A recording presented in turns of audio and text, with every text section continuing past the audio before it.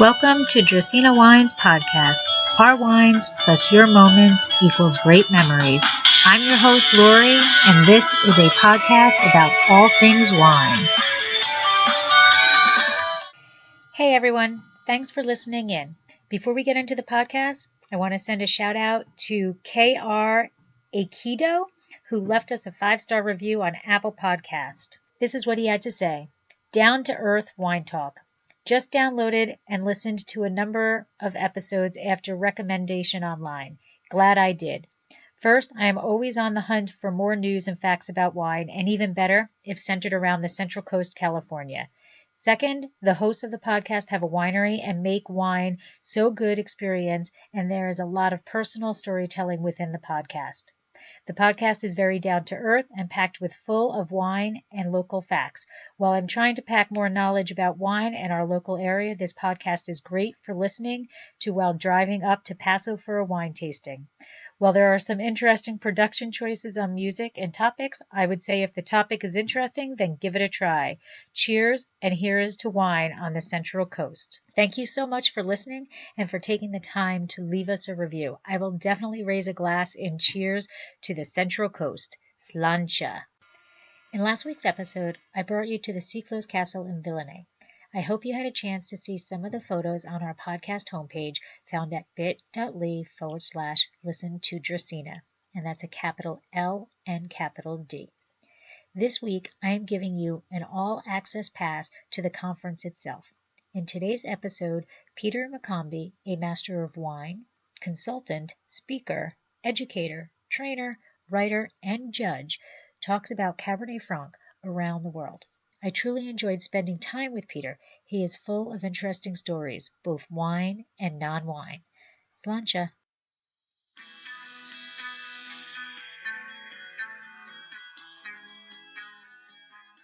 It's great to be back in Villany. I think this is my 4th time here. And it's great to talk about Cabernet Franc. It's a grape that I really like. It's a grape that, as you all know, is in some ways becoming quite fashionable. I'm just going to cover a few basics. In fact, you'll probably find a little bit of an overlap. I think that when you get people together from different places, they don't always coordinate their research, so you might find one or two familiar things. So let's start with the origins of Cabernet Franc. It is one of the oldest and most important varieties in the Bordeaux region. It is what we sometimes call a classic Bordeaux grape. However, the earliest mention was in a famous book called Gargantua by the writer Rabelais in 1534. It wasn't called Cabernet Franc, it was called Breton. So maybe that's where it comes from. Then, of course, according to Wine Grapes, this marvellous book on grape varieties, for some time, controversy about whether or not the grape was in fact the same grape as Cabernet Franc, Cabernet Sauvignon, or indeed Carmenère. They were frequently confused, at least until the end of the 19th century, and there's some evidence that even today people get confused. Certainly in northeast Italy you can sometimes see a name on a label, you're not really sure that what's in the bottle is the same. Although that happens all over Italy as well, and I say that someone who loves Italy. It seems, according to DNA analysis, that Cabernet Franc is a parent of Cabernet Sauvignon, Carmenère, and Merlot, but they think that it's so old, it's an orphan. They don't yet question what the parents of the grape are. DNA analysis also suggests, and the theory has come down to it, it's probably a Spanish grape, probably from the Basque Country. In fact, one of its parents, Honda Belza, is often confused with Cabernet Franc in the Chacli vineyards in the Atlantic coast of Spain. It's a grape that ripens in sort of middle season. It's rather vigorous. It's suited to clay and limestone soils, but it performs well on sandy soils if there's no water stress. It has small berries. It can be quite similar looking to Cabernet Sauvignon, but the leaves are less dramatically indented. It buds and matures earlier than Cabernet Sauvignon, and therefore is more prone to colure, but easier to ripen fully. It's very hard wood and small berries. And I'll be interested to talk later with growers here to see if that's how you see the grape perform in Villany, or maybe it's adjusting to the environment, maybe it's starting to perform a little bit differently. Wine made from Cabernet Franc generally is paler, lighter, crisper, and softer, and maybe more obviously aromatic than Cabernet Sauvignon. Its aroma really, for me, I think this is one of the excitements about it. It sort of surfs a line between refreshingly leafy and aggressively herbaceous, depending on how ripe it is. And for me, when I'm judging wine, I often find if I use the word herbaceous, it means the right kind of greenness. And if I write green, it means I think the wine's unripe. And I think it's not just Cabernet Franc, but particularly Cabernet Franc for me, I don't want it to be overripe. I still want to have that little hint of freshness and herbaceousness. And of course, there is, I think somebody mentioned the word methoxypyrazine this morning. And there are people, there's certainly winemakers in some parts who think that any hint of methoxypyrazine is a bad thing. They need to talk to winemakers in New Zealand, of course, because one of the successes of Sauvignon Blanc is the pyrazine character of that. But I think a little hint of that in Cabernet Franc is really important. So where does it grow? It is, of course, France's sixth most planted red variety. The heartland remains today the Val de Loire. These days, thanks to better viticultural techniques, including lower yields, and also perhaps a little bit of climate change influence, they are generally producing better quality wines more consistently. Some years ago, I was talking to a very successful and highly rated English wine importer who said to me, you never want to have an agency agreement with a Loire producer because you don't want to have to buy the wines in bad years. He said, you're much better off buying them when they're ripe. These days, I think maybe things have moved on. I think there is more consistent ripeness and, as I say, better viticulture. It can be used as a blending grape in lots of places, but in the Loire Valley, it generally is the dominant and often only red variety used. Bordeaux, of course, is the other stronghold for Cabernet Franc.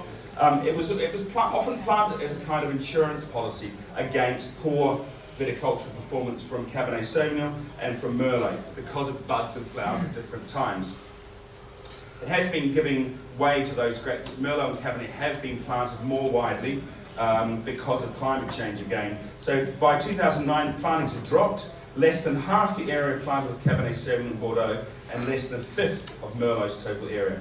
However, it remains popular in the cooler vineyards and the colder clay soils on the right bank of the Gironde, where it really has a role to play. It's often called boucher, and of course, with Merlot, it plays an important part in virtually all Saint-Emilions. In fact, that's why we've got a picture here. Some of you might remember the film Sideways. Miles was, of course, a dreadful snob about wine. He loved Pinot Noir and he hated Merlot. And he announced at one point that his favourite wine was Chateau Cheval Blanc. Now, you never know if the scriptwriter really knew that half of Cheval Blanc was Cabernet Franc and half was Merlot, or the other way around. But it's a fantastic film if you haven't seen it. And that is a man drinking a spittoon. Back to our list of where it comes from. Of course, in Italy, it's quite widely planted, particularly in the northeast. And as I said earlier, it can often be confused with Carmenere. Again, in the past, often those wines in northeast Italy were underripe and a bit scrawny. These days, I think they are turning out much better.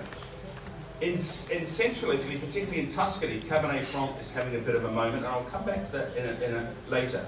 But there is one particular wine some of you may have heard of called Tenuta di Trinoro, which is south of Montepulciano in Tuscany, who are making an excellent quality Cabernet.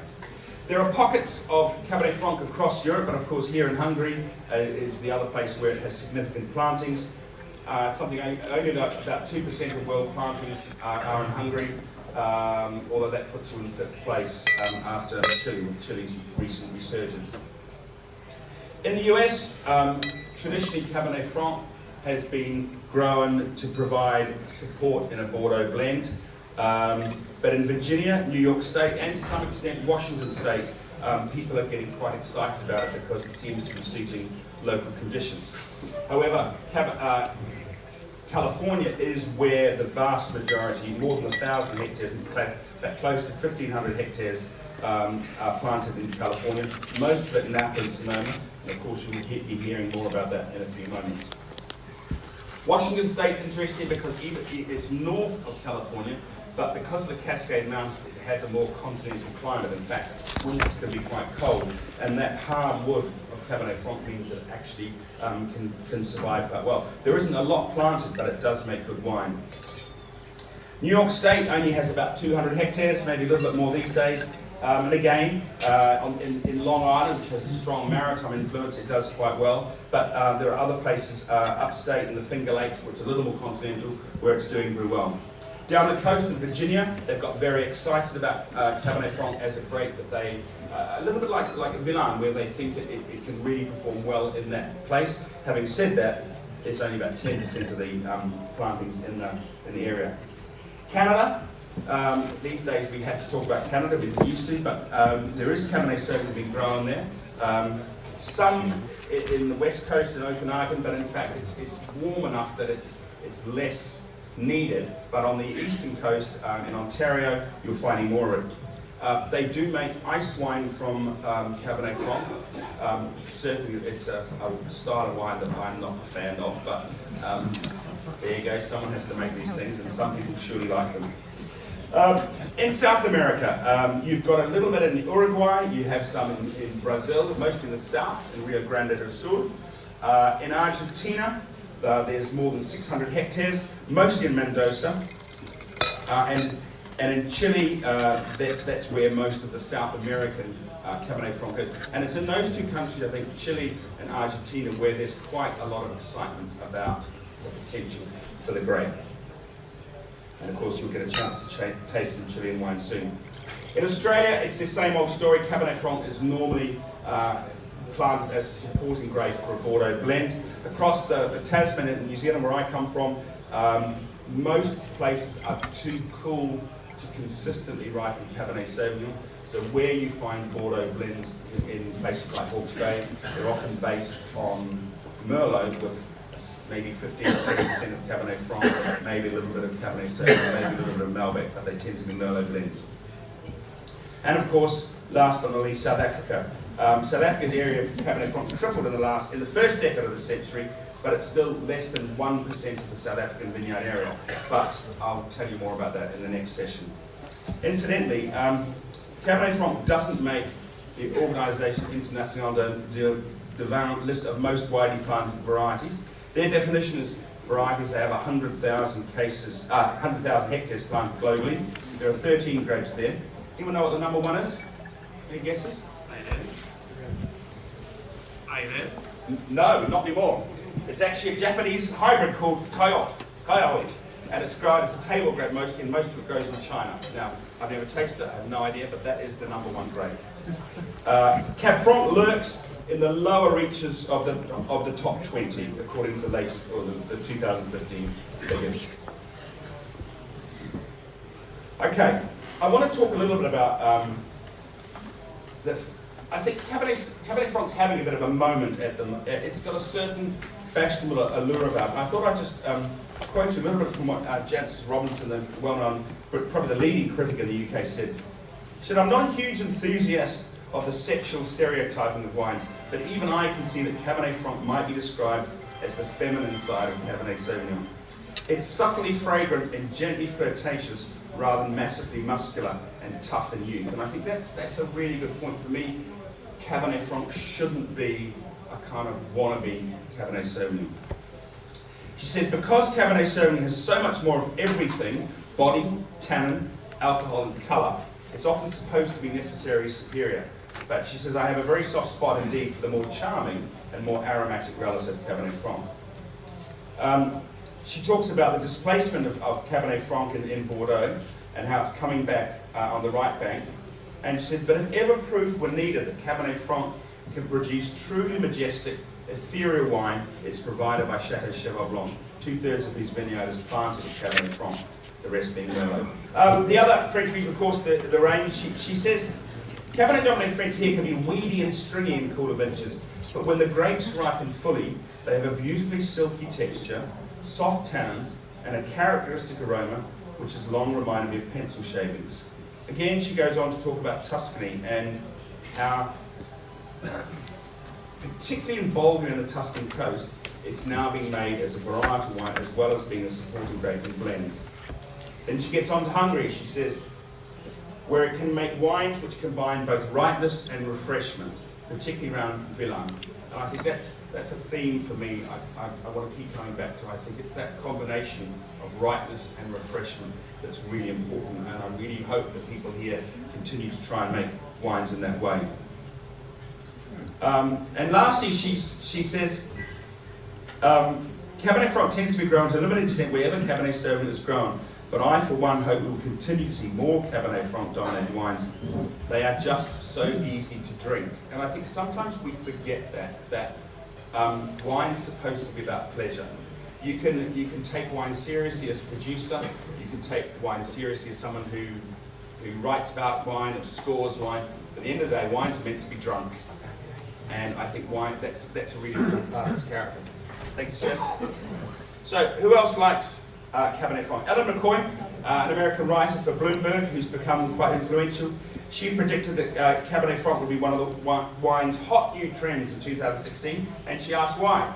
And her answer, it's highly versatile, it makes fragrant, elegant wines with earthy, spicy, herbal notes with a food-friendly, tingly acidity. At the more, if you like, youthful and playful end of the spectrum, some of you may have come across an American website called VinePair, and they ran a piece recently which they called a 2-minute read. Of course, young people can't manage more than 2 minutes. So the question they asked was, or the statement they made was, the 3 reasons you should be drinking Cabernet Franc.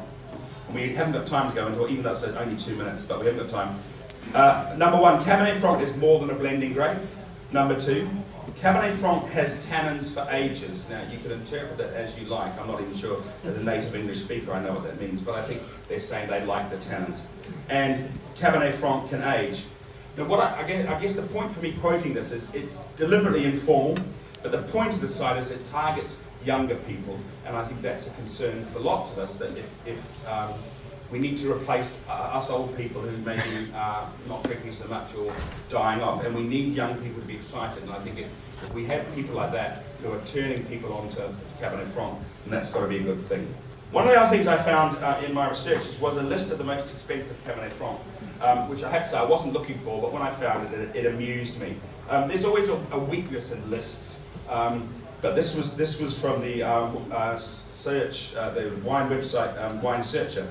And what they found, you can see that the 3 of the top wines are from Clos Rougeard in Sommet-Champigny. Number 1, the Le Bourg, comes an average price on this website in American dollars of $532. It's scarce, so it's a wine that tends to get bought up by restaurants, particularly in France, Michelin-star restaurants. So the small allocation list that is left tends to mean the price goes up. Second is Italian. It's from Marchesi Antinori, and it's from the Guado al Tasso estate in Bulgari, and they planted some Cabernet Franc there, and they make this as a variety wine. Renzo Cottarella, who has godlike status in Italy, consults here. Third is another Clos Rougeard. Fourth, the next one's quite strange. This is an Austrian Cabernet Franc, which I have to admit I vaguely heard about, but didn't really know about. And again, I suspect the inflated price is partly because it's really rare and you can only buy it on the website, and you have to buy other things, but that's there. Next up, another Clos Rougeard, and this is the so-called entry level. It's still at $234, so we'd all like an entry-level wine like that, I think. Then we had California, so the last 4 are all Californians. Vineyard 29 from Napa, Yonata, El Alma de Yonata from Santa Ynez, Hourglass Blue Wine again from Napa, and Oakville Ranches Roberts Cabernet Franc. And so I guess I mentioned earlier ice wine. So these 2 Cabernet Franc ice wines, because the Canadians like to jack up the prices, they in theory they could make that list. There's a very famous wine from Italy called Alzero from Quintarelli, which sometimes is dominated by Cabernet Franc, but isn't always, so that doesn't make the list. There's one wine from Argentina which just misses out at $99, and that's Bodega Aliana's Gran Enemigo single vineyard Cabernet. So there is, I think it's interesting to see that this grape can actually achieve some quite high prices. I guess it's just food for thought. Who's going to be the first producer in Villany to have a Cabernet Franc on that list? Thanks for listening to Dracaena Wines podcast. If you have suggestions on what topics you would like us to discuss, please reach out to us on social media. You can find us on Twitter, Instagram, Pinterest, YouTube, Facebook, Snapchat, Google, and Periscope as @Dracaena Wines. I am also on LinkedIn as Lori Hoyt Budd, or email us at dracaenawines.com. If you enjoyed our podcast, please subscribe and leave us a review on your favorite podcast catcher to help others find us more easily.